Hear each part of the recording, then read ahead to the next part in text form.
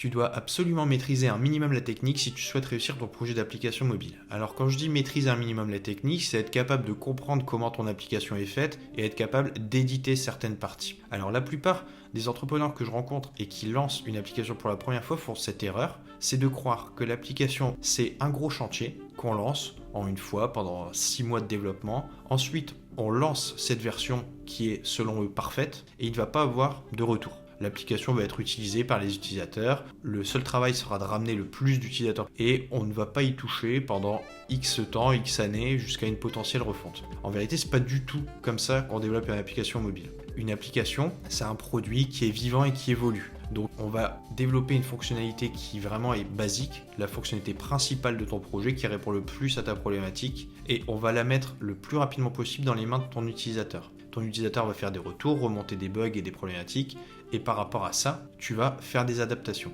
Et c'est là que la maîtrise de la technique est très importante, c'est que si tu te dis la technique c'est pas mon problème, c'est le problème du développeur. Eh bien, le développeur va te faire la V1 de ton application et ensuite le vrai travail qui prend du temps et qui va être chronophage et potentiellement coûteux, c'est le travail d'itération. C'est quand tes utilisateurs vont te dire j'ai testé cette fonctionnalité, c'est bien, mais il y a tel bug et il y a telle friction à tel endroit. Et là, donc toi, tu vas te retrouver dans cette situation de faire des retours à ton utilisateur, ne serait-ce que en fait sur cet écran-là, je voudrais juste remonter ce composant ou changer la couleur de cet élément ou ne serait-ce qu'il y a une faute d'orthographe sur le titre de cette page. Tu vas être ultra dépendant d'un développeur et ça sera frustrant pour toi parce que quand bien même le développeur est très professionnel et réactif, il a son planning et si tu lui dis admettons il y a une faute d'orthographe sur ce titre, il faut le changer, il faut la modifier, et bien lui peut-être que le lundi il n'est pas dispo, il va le faire que le lendemain. Tandis que si toi tu maîtrises un minimum